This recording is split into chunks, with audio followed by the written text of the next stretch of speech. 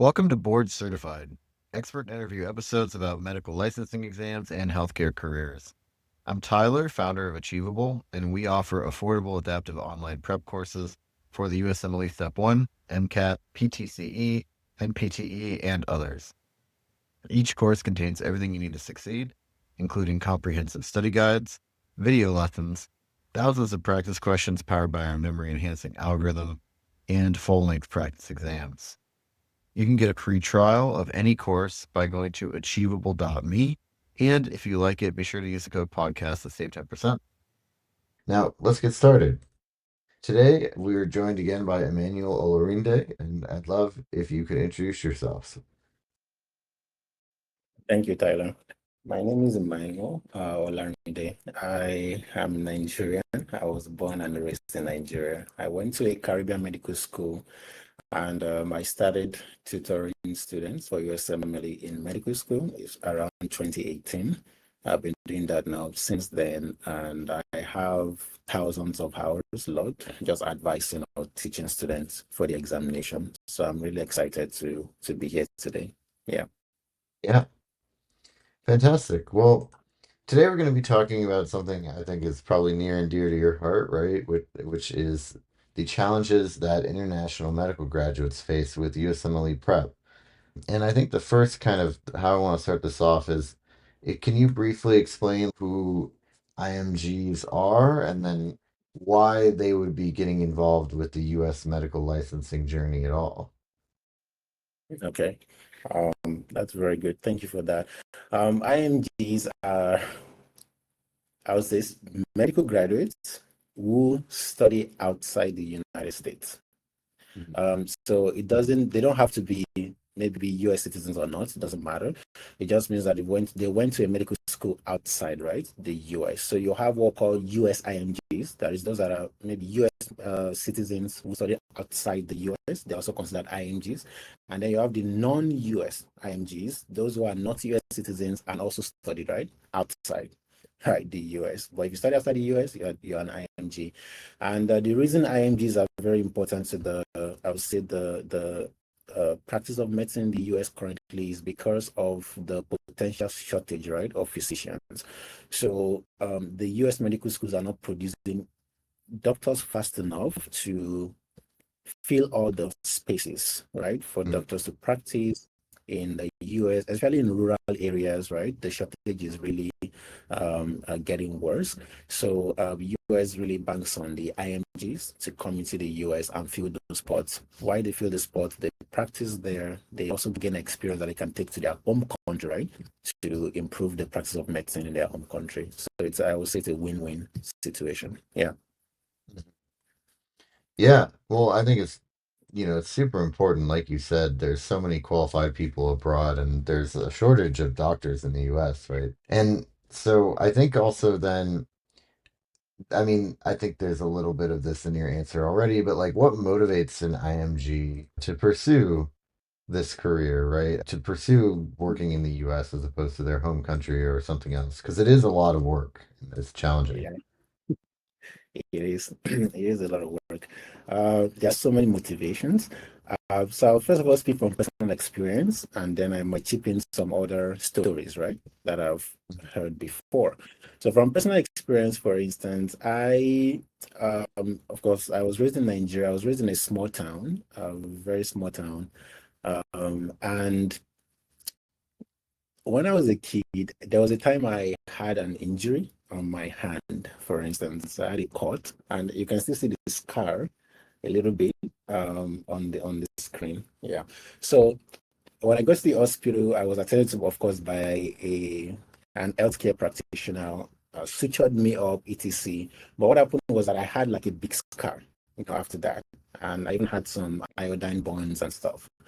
But when I got to med school, I found that I shouldn't have that scar, right? If it was done Right. properly, I shouldn't have the iodine burn. And till today, when people see my hand, the first thing they see is what happened to you there. I'm like, I shouldn't have it. Well, Okay. and you're like, So you're like, I wouldn't do this to myself if this role were reversed, right? I wouldn't do this to myself. I wouldn't do this to another person. I wouldn't want them to have this memory, right, of this scar of that event. So, and it just comes down to, not having well-trained, I would say, healthcare professionals. And sometimes you want to be well-trained, but you're in a situation or environment where there's no resources or there's no knowledge. When you don't know how to do something better, you cannot really make an impact. Like, you don't know how things can be done better. For instance, you're in the same system, you're training the same system that does things not so well. The resources are scarce. You don't really know how to do it better. You're just gonna repeat the cycle. Okay. So when I got to med school and I started seeing, okay, it could be better. I see US trained doctors. I see how they suture patients. I see how they close surgery. I see how they just approach general patients, and it's just so different. It's better. It's more efficient. They look like they know what they're doing. They give the patient better quality of life, right? I come from a place where people see surgery as a death sentence. Like, nobody wants to go to the doctor, or they would rather just stay away from surgery. So you not get to and you think, growing up, you think that's the norm. Oh, surgery is just that hard, right? That's what you think. But then you get to medical school and you see surgeons that are doing amazing things and people are surviving, and you start questioning, okay, it can be better. It's not supposed to be a death sentence. So, that kind of contributed to, okay, I want to go where they can do this better, and then I can bring it back home. Right. Because I lost my dad, for instance, to like poor healthcare, and I just have this zeal to, like, I want to make things better. I want to go where they can do it better. They know how to do it better, and I can bring it back home and translate the same thing. So that's one of the things that really fills me, and that's one of the reasons why I would like to really train right in the US and go through the whole USMLE journey, no matter how hard, right? It is, right? So for other people, there's so many other, motivations. Some people, it could be a great means to come out of, financial poverty or something like that. Because if you're a US trained physician, I bet that you'll be in first in line to get any job in the world, right? Compared to other physicians. So everybody has different motivation, but for me, it's more, I think, more personal from my story. Yeah, it's very Yeah. personal. I think that makes a lot of sense. And I mean, honestly, like, yes, I'm sure that the financial motivation is important for some people, but I bet you that it's a lot more stories like yours and other things that are really the key Yeah, for many of the people, right? Because it's very challenging. And I mean, that's one of the first things I wanted to talk about. When we did our last recording on the USMLE steps, you mentioned that, in medical school in the US, you're basically taught how to go through the USMLE, which is the medical doctor licensing process in the US. And in, other countries, that's not the case because they're not taking that test. So, I mean, can you speak to that challenge and then also maybe just some of the other challenges that IMGs will uniquely face when applying for medical school? yeah. There's so many challenges. The first challenge will be awareness, like you mentioned, awareness issue. You're not trained by your lecturers have not taken USMLE as an IMG. Like, most of them have not taken USMLE exam, if not all of them. You're right. They've never taken the exam. They know about it, but they don't know details about it. They don't know how the exam is structured. So you take tests in schools that are not structured, like the USMLE exam, right? So you don't really know or you don't know how challenging it can be until you started going through maybe USMLE materials, or even until you step into the exam hall. So that's one of the biggest challenges. And then you're surrounded by people that have never taken it. You don't have seniors that have taken it. You may not have seniors that are practicing in the US. So really, there's no information other than you go to the website and maybe what others are saying online. So you don't really get a first or real-time experience. So I think that awareness is one of the major things to want to get out of early on, right? For me, when I was in med school, I was very, very lucky to be housemates with a senior that knows about the USMLE. Right. That's how I knew about the exam very early. My housemate was a senior, and he was determined, and he's currently practicing in the US. He was determined to go to the US. So that's how I knew about the exam. Any chance he gets, it tells me about the exam. Any chance he gets, it tells me about the exam. So when I started my basic science too, I knew about the exam, and that was why I was able to buy my first aid, right? From the first day of basic science because I also knew about the exam and I wanted to go to the US. So it got me started early, right?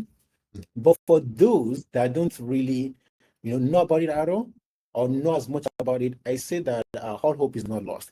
You have to do your research. Whether your people around you have taken it uh, or not, whether your lecturers know about it or not, you have to do your research. And thankfully, we're in the age of internet where there's a lot of vital and reliable information right online. So you can easily reach out to Achievable. Like, I believe they can reach out to you. I think that would be like a reasonable first step. I'm watching your podcast and you're talking about the exam. I don't know anything about it. I can easily reach out to you guys and say, okay, please, can you guide me? Right? So don't be afraid to do that. Right? You can go to the USMLE website, get the information from the website. Right? You can go to YouTube and type it, and you'll actually see a lot of people talking about it and giving a lot of reliable information. So you must be able to do your research and get information about it early on. So I think that awareness issue is a very big deal, right? Very, very big deal. So that's the first thing I would say. So once you know about the exam, I think the next big challenge will be that combining the exam with other things. Whether you combine the exam preparation with your regular schoolwork, or you're combining the exam preparation with life, raising a family, right? Working. Some people are still working. They finish med school. They're already working 8 to 5, 9 to 5. Combining that with the exam preparation can be really challenging. In fact, that is one of the reasons why a lot of people drop out. Like a lot of people start the race, like they start preparing, but within few months or weeks, they stop because they just can't combine it, or they feel like other things come up. So I would say to address that, the first thing is you have to get to a point where you have to, in your list of priorities, the exam has to be close to the top. Right. You have to get to that, right. When you figure out why you really want to go through the path, it has to consume you such a way that the exam has to be one of your number one priority. Because unless you make it your number one or close to number one priority, something else will become more important and you have a reason to stop preparing when it gets hard. That's the truth. You Right. have to. Right. So that's number one. Number two is don't do it alone. I know it's easy to say, although I have a partner, I have a family, I still want to study when they are asleep, right? And I don't want to tell them about the exam. I don't want to tell my family about the exam in case I fail. It's easy to say that, but don't. Let everybody around you know, people that care about you know that you want to take this exam. Let them paint a picture for them to understand how difficult it is and what you need to get it done. Okay, I need 4 hours of uninterrupted study every day for the next 3 months. I should be able to paint that picture. When you do, your family will be able to say, okay, if that is the case, this is so important to you. Okay, we can help you take up this task. I can babysit this for your kids, maybe during this period to give you that time. I can do this, and you get that support to get it done. So don't do it alone. Because doctors, people that go to med school, they feel like they're self-sufficient. Doctors are always, oh, I can do this myself. I don't need any support. I don't need help. Although they preach to their patients, right? But they don't do it. But don't fall into that trap. Tell everybody that cares about you that, okay, I want to do this exam and I need your help. I need your support. I need 3 hours every day. I need 4 hours every day. I need my weekend completely to myself. And you see that you'll be amazed how much people will come up and help you and say, okay, I'll take up this, I'll take up that to free the time for you. So I'll say that is very important. That's number two. Number three way to deal with combining is going to be accountability, right? It is easier for me to do something when I have to be accountable to somebody. Right. And you have to be accountable to somebody that you know will not take it lightly. Like they can talk to you, they can be honest with you, for instance, right? For instance, if I'm preparing for this exam and let's say I'm close to Tyler, but we are not maybe brothers, we're not very close friends. He's not going to lie to me, he's not going to sugarcoat anything. I Mhm. can talk to him and say, can you be my accountability buddy, my accountability partner? And Right. I'll come with you, I'll give it to Tyler, and every day I'll have to tell Tyler what I did. And Tyler will be honest with me. If I don't get it done, he will not sugarcoat and say, oh, maybe today was just hard. He will say, no, buddy, this is what you want to achieve. You're not serious. You're playing too much. You're doing this too much. You have to cut down on this. You have to focus. That's an accountability body. You have to get one. If it's not a friend, somebody close to you, there are tutors. You can pay somebody. Especially if you know where you're going, you can find somebody to even pay to give you 1 hour of their time for you to be accountable to them, and they will give you honest feedback. I think it's worth it in the long run to do that as well. But accountability will help. After you prioritize, you get your family, close friends involved, know what you're going through or what you have to do, then accountability will be a huge one to really get you there, to push you right the extra way, right? So those three things definitely will help trying to combine the preparation for the exam with other things, right? So once you're successful with that, oh, I'm doing good, I'm preparing well, I'm hitting my target, my accountability body or tutor is happy with my progress, right? I'm not complaining, I'm not missing too much days. So I think one of the next big challenge will now be keeping track of my progress, right? There is a lot of material out there, a lot. What should I use? When should I do this? When should I take assessment? When should I use Cuban? There's a lot of things. The first thing I'll say is nothing beats experience. I think it's important to talk to somebody, even if it's for 1 hour at the beginning of your preparation. Talk to somebody who has experience in the exam, a tutor, somebody who have tutored so many people, somebody who has a platform, right? Reach out to Achievable. No, you have to talk to somebody. I think that would be the easiest way to kind of figure things out. When should I take a Q bank? When should I take assessment? Talking to somebody, I think that's very important. Choosing what resources to settle on, that's another big deal. What should I use? There are so many resources. I think it's talking to somebody is just the easiest way. Otherwise, you might end up using 10 resources and you will not see, a result. So you have to really get comfortable talking to somebody, no matter how, even for 1 hour, talk to somebody early on and let them guide you. Okay, start with this, then go to this, then you track yourself, things like that. Now, having said that, one of the best way to track progress is going to be objectively, is going to be assessments. So I must take assessment to track myself. It is easier to track yourself with an objective assessment than to use your intuition. I feel I am stronger in biochemistry is not the same as an assessment showing that what you are consistently stronger in biochemistry. Right. Right. So don't go by feelings. You have to go by objective assessment or the objective evaluation of a tutor. Right. So when you want to start your preparation, I would say a lot of people are afraid to do this, but I would say start with an assessment. How will I know if what I'm doing is working when I don't know where I'm starting from? So it is scary, but it's okay. Start with an assessment first. You can take an endemic assessment. You can take a free assessment online somewhere to see where you are now before you start. So if I do an assessment, I get 30%. It's okay. It means I know 30%. I have 70% to master. That's fine. Now, from the breakdown, I will see the weakest areas and I will know what to start with.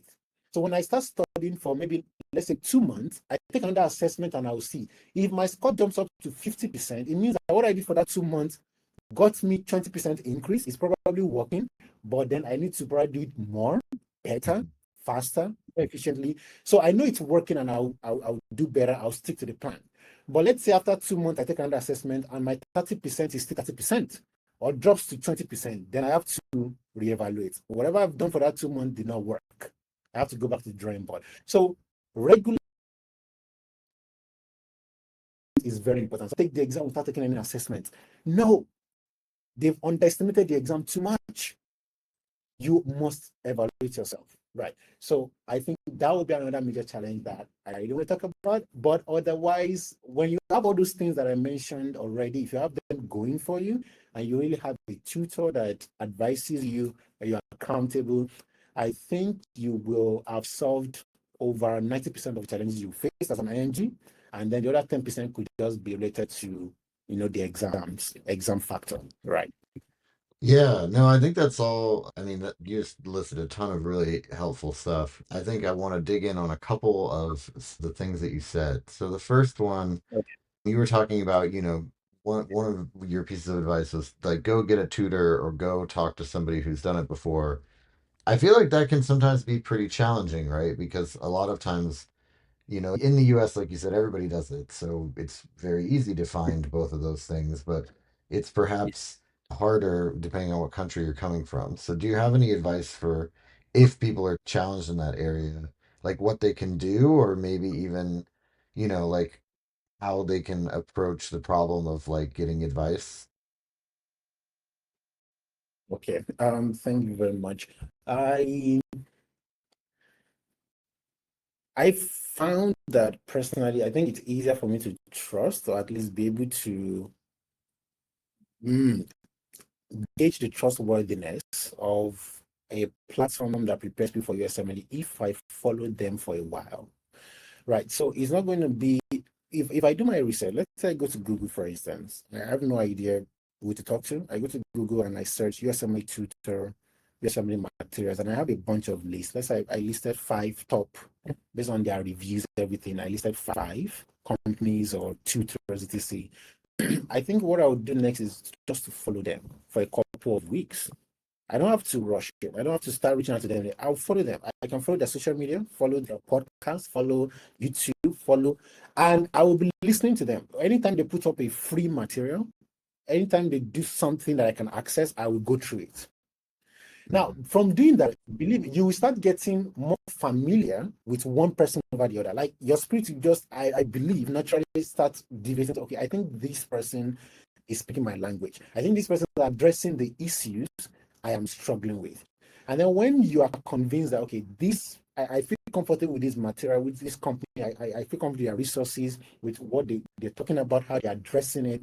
I've gone through student testimonials and everything. It just resonates with me. I can now reach out to that company and see how I can book a session and get more advice, right, to help me prepare for the exam, right? So I think you don't just jump into making a decision from the first instance. I think it's better to take a few days, follow those maybe top five or top 10, depending on how much time you have, that you're able to gather from talking to other people or doing a basic research, and then you can follow their platforms and see what they do and get engaged as much as possible. And you see that you start feeling more comfortable with one than the other, and then you can reach out, right, to what. Because believe me, the choice of making a tutor is highly personal, is highly personal. Mhm. What works for A will not work for B. So it's very important that you take your time to follow them and then you see where you really, I would say, align with, and then you go for that. Yeah, I would say Yeah. that. Another thing that can help with choosing, another thing that can help with choosing a tutor would be knowing what you want as well, right? I should be able to identify my weaknesses or identify where I need help with, if possible. And you can do that by looking at your medical school journey, for instance. This will not be the first exam you're taking in your life. You would have taken exams in the past and you would have known from experience, what do I struggle with? Am I the kind of person that procrastinates? I can get things done if I have supervision or if I'm more accountable, I have somebody checking in. If I'm that kind of person, then I would like to go to a platform where they have a tutor I can meet with at regular intervals. That will benefit me more than a self-paced course, for instance, because I know who I am. I'm a procrastinator, right?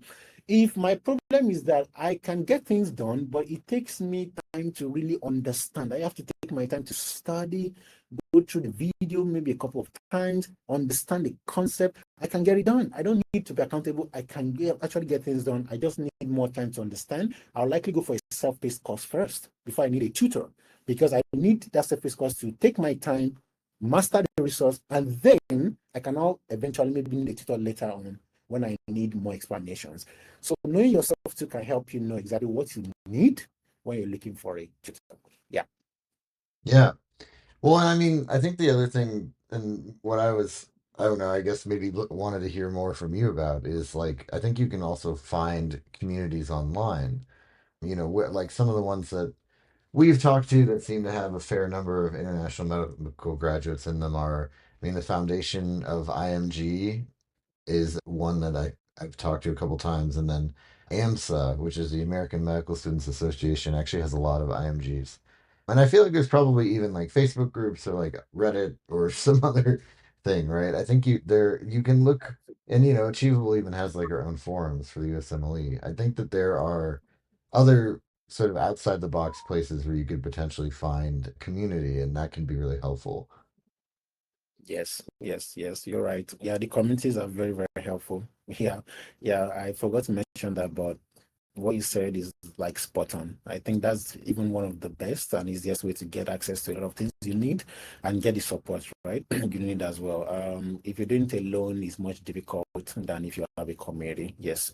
So sign up for AMSAs, and from AMSA you jump to something else. From there you can find other communities. That would be very, very helpful. Absolutely. Yeah, well, Yeah. because like one of the biggest, I think, challenges with this is just the dealing with feeling alone, right? Because you don't have like other people going through it with you. Yeah. Yes, Well, that's one of the biggest challenge. I think no matter, like I used to tell my students, no matter what you're going through in your journey, somebody else would have faced it and likely have a solution, right? To it. So if you're doing it alone, you never get access to that solution quick enough. But if you're in a community, like you mentioned, somebody in that community would have access or would have gone through that same thing and they'll have a better advice, right? On how to do it correctly. Yes. So yeah, communities are fantastic. great. Mhm. Yeah, so then the next thing I wanted to ask about was sort of some of the logistical things that IMGs have to overcome. The first is, I mean, pretty simply, just like the language barrier can exist for some candidates, right? And I mean, your English is perfect, so I don't think that was an issue for you, but I feel like for other people it might have been, right? And I'm curious if you have any advice on that. And then, yeah, let's start with that one. Okay. Yes, that's very, very good one. Yeah. If English is not the first language, it's very challenging because understanding is a big part of the exam. Understanding what they're saying is very important. So the approach is usually you have to, well, I'll say first of all, how bad is it? So I think I would like to like break it down into how proficient, right, the student is in English Mhm. language. So there are those who are, I would say, below average in terms of proficiency, that they will really struggle to read any English text, to really understand the questions. I would say those can get additional help by taking like an English course. I think it will be very important to do that in that case. And also, it depends on how quickly you want to take your exam, right? So if I don't have a lot of time, I don't want to waste a lot of time taking my exam, I can take an intensive course to boost my English language before I start preparing for the exam itself. That would be more beneficial if I am below average. If my English proficiency is above average, I may not need a course, right? I may just need to surround myself with people that speak English. That can help, especially in a medical setting, right? Then another thing I can do is I can start using the text, the materials for the exams pretty early. Definitely English language, start going through questions pretty early to start getting familiar. I tell myself, don't be afraid to Google definitions.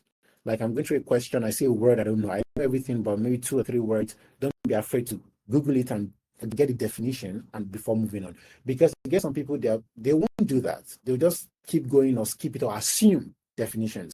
So if I'm above 50% proficient, I have to do extra work in terms of, okay, let me find the definitions of these words, big words.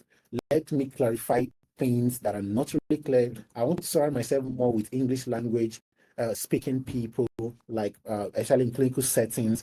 And that will help. I may not need a course, but that should be enough to help me break that barrier. But if it's below average, I'll say get an English language course and then you now prepare for your exam after that. Yes. Yeah, I feel like doing both at the same time would be way too much, right? Like you've gotta do one thing at a time. Yeah. Yeah, great. And then the other thing I wanted to ask you about, I feel like the other major logistical hurdle is just dealing with like visas and even like residency matching as you're getting later in the process. And I'm curious kind of like if you have any advice or how people should kind of handle that. Okay. Good news is step one and two CK can be taken anywhere out most places in the world, like outside the US. So I should not let the visa basically bother me for step 1 and step 2 CK. I can still take it outside the US. I can take it in prometric centers around the world. But then for step 3, you can only take step 3 in the US. So that's where it might get challenging, right? Um, from experience and what I've heard, most people find it really difficult to get the visa for step 3 alone. Like I know a lot of people get rejected for just coming to the US, take step 3 examination. IMGs get rejected, especially if they don't have previous history of coming to the US before. And I think the visa officer can't wrap their head around you're just coming to take a 2-day exam and have to give you a visa for 6 months or 1 year. So they get rejected. So I think one of the strategies some people use is that they don't take step 3 until they get to the US for residency, because applying for visa for residency is a increase your chances of getting the visa. But when you get to the US, you take step 3 exam while you're doing your residency, right? But because you don't need step 2 to apply for residency, you only need step 1 and step 2 CK for sure. So when you apply for residency with step 1 and step 2 CK, even if you take it outside the US, you get to the US for your residency and then you take step 3, right?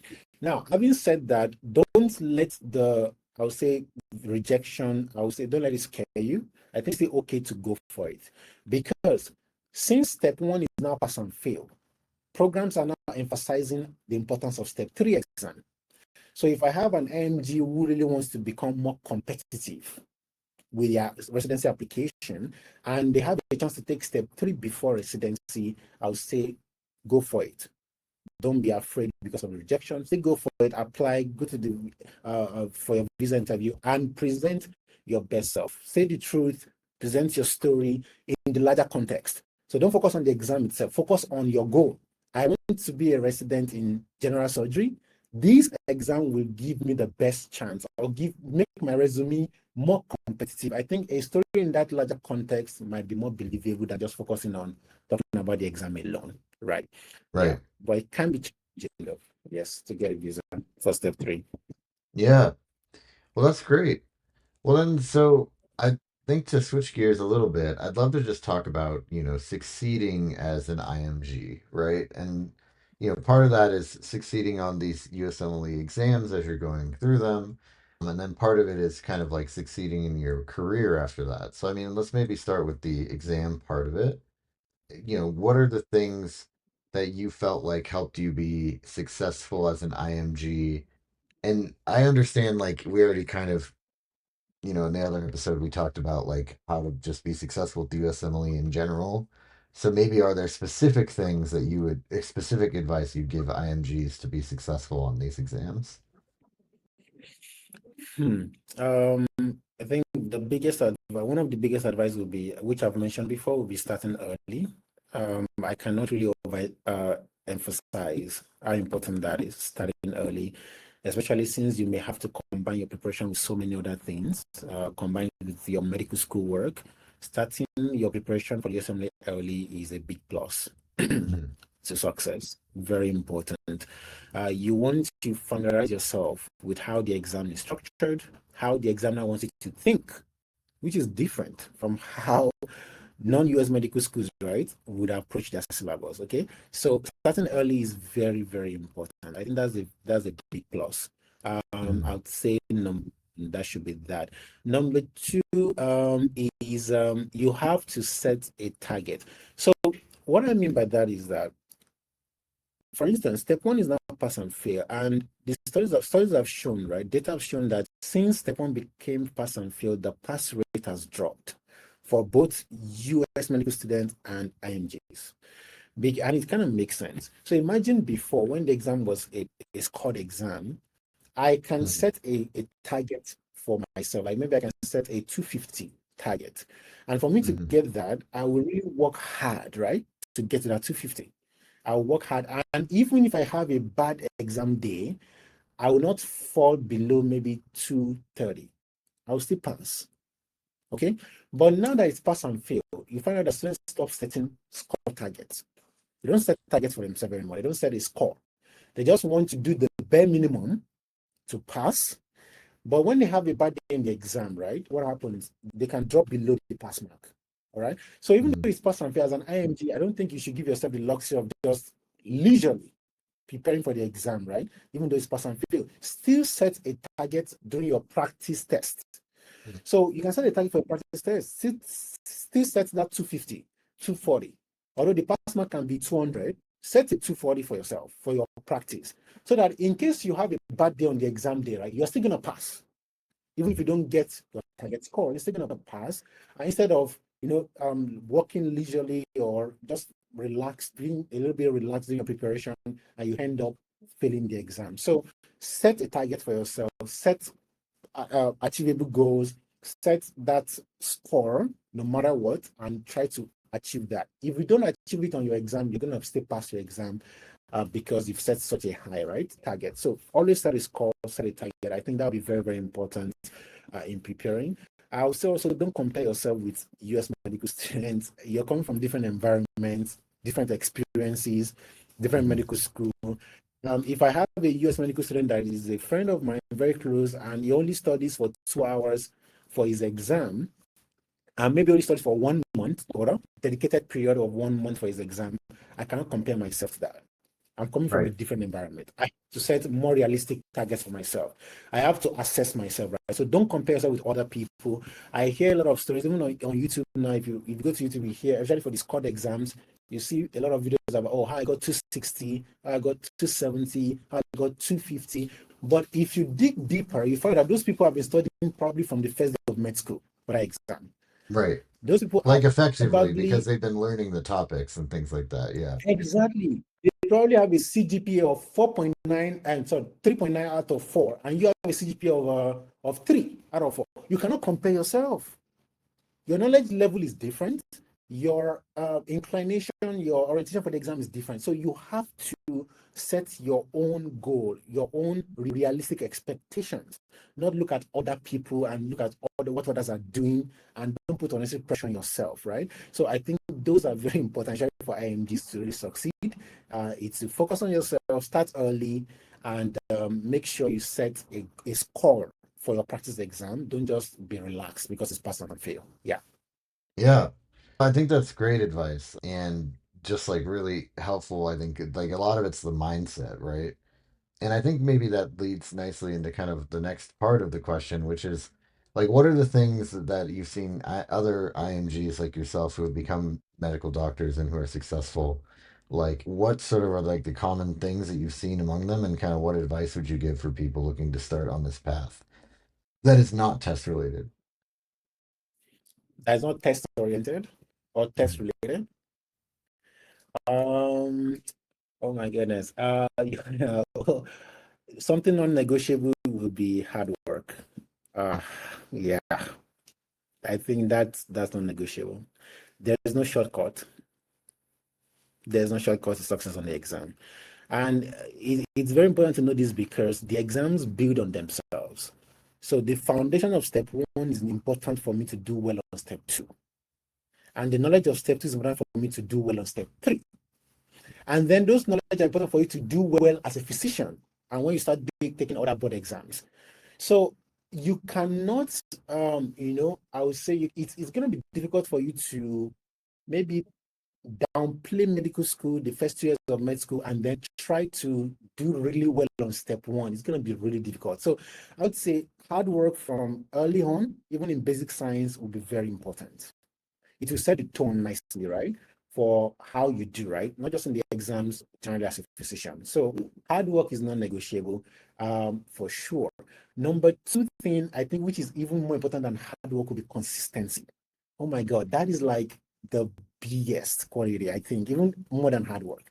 Because you get somebody who work hard for a week and they take a break for 2 weeks and then come back for another week. And now, but Right. compared to somebody who is consistently showing up every day, that consistency is huge. You have to be able to push yourself to study when you don't want to. You have to be able to push yourself to study when you don't have any support system. It's important because you may not have it all the time, right? So that consistency is going to be very, very huge, for sure. I think number three thing will be you have to be open and honest to those that really care about you. Because I hear a lot of these among even doctors and medical students. How are you doing? I'm fine, but they are dying inside, right? How are you doing? How's the preparation? Oh, it's going well, but they are really struggling.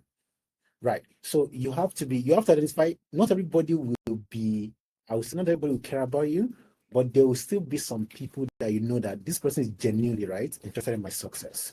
So when those people ask you, it may be your attending, it may be a senior, it may be, somebody, big brother, somebody.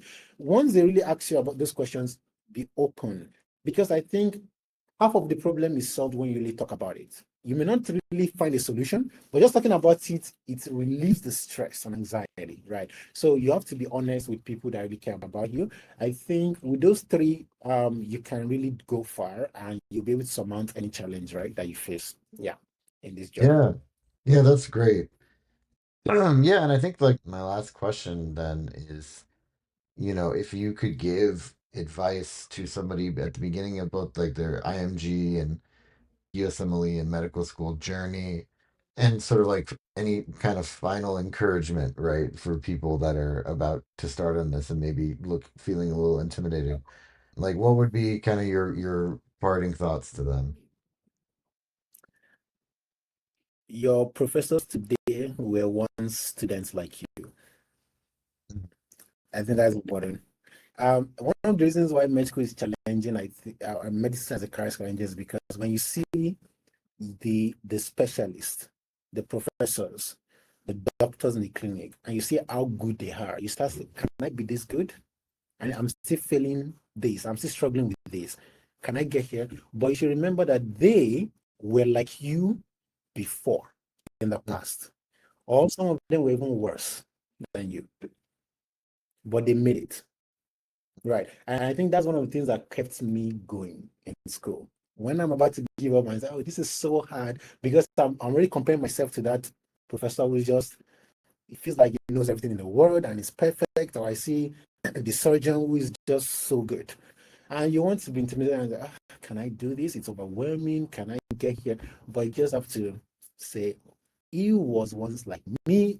Some of them are even worse than you are when they were in school, but they made it, right? So you have to stick to the journey. You have to keep taking it one day at a time, one step at a time, one chapter at a time, one page like it's really it's just what you can do now. Do what you can do now, do it well, one step at a time, one chapter at a time, one page at a time, and then encourage yourself that you can get to where they are with consistency, because they were once like you in the past, and you can also get there. So I think that's going to be my biggest advice at this stage. Yeah.